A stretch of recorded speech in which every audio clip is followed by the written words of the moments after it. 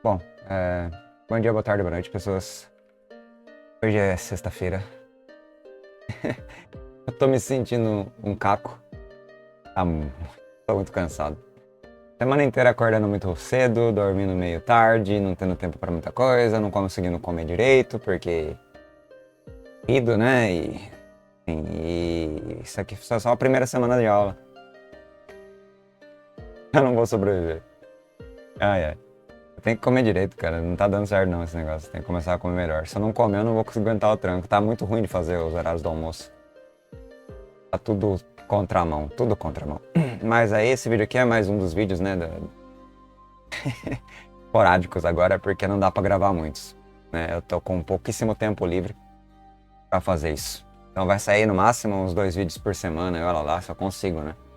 Vou tentar fazer um pelo menos de OVA por um tempo, né, de domingo, e daí um outro de FV, aí intercala um pouco de AF, ou no caso NM, intercala um pouco de anime de temporada, né, temporada passada, de maneira gradual e lenta. Leitura, clube da leitura, esquece. Não tem que fazer clube da leitura nem lascando, porque o negócio exige imersão, e eu trabalho todo santo dia, e aquele negócio de ter um... Ah, nossa, tem um monte de coisa pra fazer, cara, tem um monte de coisa pra fazer, peraí. Fim de semana aqui vai ser tenso, meio lascado. Mas, por enquanto, nada de nenhum tipo de live. Talvez uma live forçada no final da temporada pra comentar os animes da temporada, uma live bem forçada mesmo, porque eu vou estar bem o caco também. Se não tiver o caco, eu vou gastar um tempo do inferno nisso, e aí eu não vou conseguir ver anime. Porque o tempo livre que eu tenho é pra ver anime, né? Então, sem tempo livre você não vê. Mas a live é importante, essa pelo menos de temporada é bom manter. As lives únicas, né? São poucas lives, né? Lives rotineiras é meio complicado, mas lives centrais assim, tenta fazer alguma coisa. Sobre o título do vídeo, não sei ainda o título, eu vou descobrir. A pergunta do aluno é uma pergunta que eu já respondi várias vezes. Eu só não sei como é que eu tinha respondido as outras. Vou responder de novo, né? Vamos descobrir como é que essa resposta fica, comparado com as outras, não, nem sabe. Com as outras inúmeras respostas que eu dei sobre esse tema, né? Perguntas semelhantes, ou perguntas próximas, ou elaborações e argumentações próximas. E é exatamente a seguinte, ó, como podemos provar que estamos vivos? E é interessante que ele faz o contrário, como podemos provar que estamos realmente mortos quando morremos? Cara, eu acho a segunda muito divertida. Como é que você prova que você tá morto? É tipo assim, eu nunca vi um cadáver provar que é morrido. Porque o cadáver, a carapaça orgânica, ela é uma carapaça que é descartável, né? É descartável no sentido de que se você é só isso, você é descartável. Se tem alguma coisa a mais aí pela sua crença sobre almas e religião e tal, aí a carapaça é só um hardware que armazena um software chamado identidade. Esse software chamado identidade, depois que o hardware decompõe, ele vai para algum lugar, né? Tipo, sabe-me lá. Escolhe aí uma religião, escolhe aí uma das variações da mesma religião, que tem religião que tem várias variações também, para você colocar o seu software em outro programa. Melhor, em outro hardware. Tá? Para rodar o programa, que é você. Você é o programa. Então, essa lógica de morte é interessante. Como é que eu provo que morri? Eu posso provar individualmente, sozinho, que eu estou morto? Assim, no sentido de comunicação, não, porque mortos não se comunicam, eles não transmitem mensagens, eles não estão ali interagindo. Tudo aquilo que não é necessariamente ativo, volitivo, tem vontade, né? Tudo aquilo que não tem vontade, não exerce vontade ou desejo, não exerce ações, né? Ações como movimentar, falar, expressar, interagir, fazer a interlocução, né? Quando você não tem nenhum tipo dessa complexidade de comunicação, você não está se comunicando. Não se comunicando no sentido de... Aí que é o ponto, né? A natureza se comunica assim, né? Mas não no sentido... linguista, linguagem. A linguagem que você usa quando você morre não é você que está provando a tua morte. A morte é quando você não é mais, né? Então, como é que você não é mais e ao mesmo tempo consegue, mesmo não sendo mais aquilo que era, porque já não é mais um ser vivo, né? De acordo com o conceito, né? Mesmo não sendo mais esse conceito vivo, como é que agora você expressa comunicação através do corpo cadavérico? Claro que a comunicação é com quem fica. Um corpo cadavérico comunicando com outro corpo cadavérico, a linguagem é a natureza. Tipo assim, morreu 2 indivíduos e um tá ao lado do outro. Jogaram uma bomba ali, morreu 10 pessoas. Ninguém viu que morreu as 10 pessoas. Tá ali na cidade, é uma cidade abandonada e decompõe lentamente, gradualmente, nunca são descobertos por ninguém. E essas pessoas morreram e nunca foram sequer descobertos que morreram.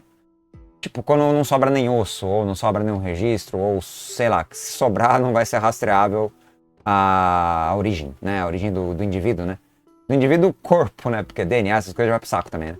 Então, se não sobra, se transforma todas as partes de você, todas as partes orgânicas, todas as partes que compuseram essa carapaça orgânica, decompõe e mudam de identidade porque vão fazer energia, troca de energia com outras, sei lá, outras possibilidades de existência, né? Outras possibilidades de assumir outras formas, né? Você se espalha pelo universo, literalmente, quando morre. É como se fosse mais ou menos isso, né? Você vira... Não que você, quando tá agora, nesse instante, não seja uma soma de partes, né? Você respira, então é uma soma de partes. Respira oxigênio que nasceu, sei lá quantos milhões de anos atrás, de uma bactéria. Uma molécula de oxigênio que você vai queimar e fazer ela virar uma outra molécula. É tipo isso. Ciclo do oxigênio, nem sei do que eu tô falando direito. Tô exausto, tá? Então eu tô meio devagar. Tô muito cansado. Mas... é interessante pensar nessa lógica de, beleza, né? Então, como é que essa dissolução e espalhamento biológico, né, dos resquícios. Os resquícios biológicos do que sobra do corpo, já que o corpo já não é mais uma unidade que compõe uma vontade, né, uma carapaça de hardware que exerce funções práticas no mundo, que você deixou de ser um hardware, agora você é só nada, ou alguma coisa, não sei. Então o morto não consegue transmitir a prova da morte. Se todos os seres humanos morrerem ao mesmo tempo, ninguém consegue provar que tá morto. É uma pergunta que não é tão tola assim, porque é importante você conseguir ter uma espécie de consolidação do significado na existência. E essa consolidação não pode ser feita, ou desbravada, ou desdobrada, ou manifestada, apresentada, só para fazer sinônimos infinitos, por um indivíduo que não esteja consciente, vivo e ativo. E com vontade, claro, né? Vontade tanto linguística quanto vontades das mais diversas, onde a carapaça dele ainda se move. A carapaça ainda é um corpo. Essa parte de você tentar provar que você morreu sozinho não dá, cara. É uma puta de um paradoxo, cara, mas é extremamente interessante porque instiga você a pensar, né? Já que você não consegue provar que morre, mas que você prova que tá vivo? Porque a questão não é tão diferente, tá? Se você tá vivo, você tá delirando? Alucinando? A vida realmente é algo tão assim sublime, diferenciado, pica das galáxias, que diferencia de fato, que eu já falei a palavra, né?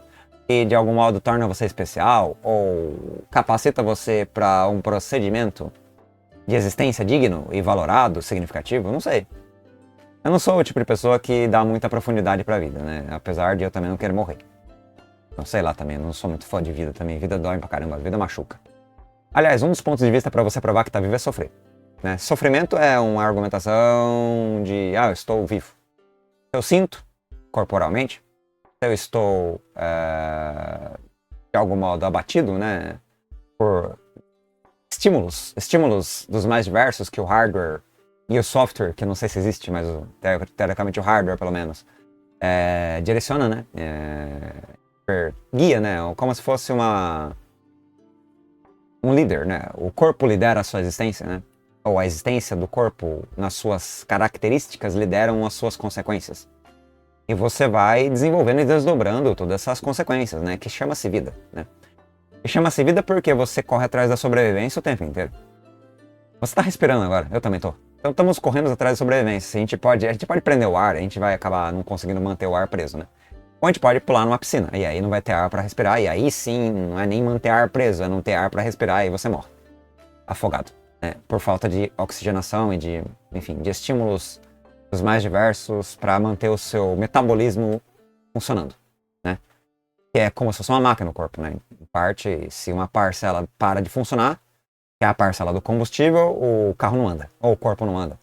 Só que, diferente de um carro, o carro demora a decompor. O corpo, quando ele entra em colapso, a decomposição é muito rápida, né? Ele é consumido por outras entidades que são oportunistas e predadoras e veem aquela carapaça como uma fonte de alimento, né? Uma fonte a ser deteriorada. Claro que se não existissem essas bactérias e outros parasitas que comessem o seu corpo, você ficaria com o corpo mumificado, sem água, talvez. Ou talvez até nem desidratasse, mas não seria consumido e não apodreceria. O que seria um tanto quanto bizarro, porque é como se fosse aqueles indivíduos que ficam na neve, né, congelados por milênios e tal, descobre o corpo deles, mas você ficaria mumificado ali, paralisado, não teria funções biológicas e não teria como consertar o corpo mais. Ou será que é possível consertar um corpo de um cadáver de vários e vários séculos? Eu acho que não. Tá? Porque o metabolismo das células já foi completamente comprometido, as células já estão todas mortas, né? Então não tem como você reavivar as células, fazer elas reproduzirem, replicarem e gerarem novamente uma organicidade funcional no corpo. Eu suponho que não. Mas é uma ideia interessante. Será que algum resquício de célula, por menor que seja, ele consegue reviver a vida da carcaça? Se a carcaça é reciclável ou não, ou reutilizável ou não? Claro que você pode fazer transplante de órgão aqui e ali, né? Substituir uma parte ou outra, talvez, não sei. Mas o conjunto da obra, quando ela perde a capacidade de manifestar a sua vontade, né? Que é a vida em si, né? Que é a sua eficiência em estar... eu posso falar... eficiência em estar organizado e... Não, organizado é péssimo. Mas pulsando, por assim dizer, sabe? Existindo de maneira... Como é que a gente pode descrever a vida, cara? A vida é difícil de descrever, né? É uma palavra... A vida em si é uma palavra muito ambígua. Mas como é que você descreve ela? Vamos ver... Pulsar, não. Pulsar é feio, é uma palavra ruim. Ah, não sei. Eu tô meio na dúvida, deu branco. Enfim. Essa... volição de metabolismo e de, digamos, movimentação articulada aleatória. Movimentação articulada aleatória é boa. Que nada mais é do que a reprodução celular e o metabolismo das células. A soma das células gera a complexidade do tecido, e o tecido depois na sua complexidade juntando com outros tecidos. E junto do tecido cognitivo também, que é central, né? Você gera consciência, cognição, e aí você consegue controlar de maneira mais preciosa, reta, adequada o corpo. O corpo ele consegue ser uma marionete funcional. É uma roupa que você veste e ela tem as habilidades do corpo. E você exercita o corpo num contexto. E o contexto permite que o corpo se desdobre. Novamente essa palavra desdobrar. Desdobra como ele quer desdobrar. Claro que se você mudar o contexto, o seu corpo desdobra-se como morte. Né? O contexto ele mata o corpo e quando mata você não consegue mais fazer aquela atividade que é chamada de vida. A vida, então, ela é esse suspiro que a gente não consegue provar, mas a gente existe. E a própria existência não é nem prova imediata, nem é redundância, nem nada, é só existência. A existência, ela tá tautológica nesse sentido, né? Ou mesmo, se quiser, aporética. Redundante ou sem resposta, né? A perspectiva mais existencialista, talvez, numa perspectiva de autoafirmação, né? A autoafirmação, ela dá no vácuo, né? Porque a gente vive por causa do contexto, o contexto nos permite, e a permissão é uma permissão onde tudo aquilo que você diz que te compõe, na prática, é uma espécie de, vamos dizer, arbitrariedade da movimentação molecular. E dá em um instante, e esse instante se chama organização complexa metabólica. DNA e corpo, né? Então, para provar que você está vivo, no conceito é fácil, porque você fala, tô vivo. É expressar a vontade, é expressar a cognição, tô vivo. Uma pessoa em coma tá viva? Ah, não expressa mais. Pelo menos enquanto não sai do coma. E uma pessoa que não nasceu ainda, ela expressa alguma coisa no feto? E uma pessoa que está morta, ela continua expressando com o corpo, no sentido de decomposição, né? De diluição da matéria em um amplo território, como eu tinha comentado antes, né? Na elaboração de você provar que está morto. Mas é interessante pensar que prova da vida é sempre uma tentativa. Essa tentativa ela precisa de um eco. E esse eco é o eco... Como posso dizer? É bem complexo, mas é o eco da carência. E essa carência ela é sempre abraçada pela existência.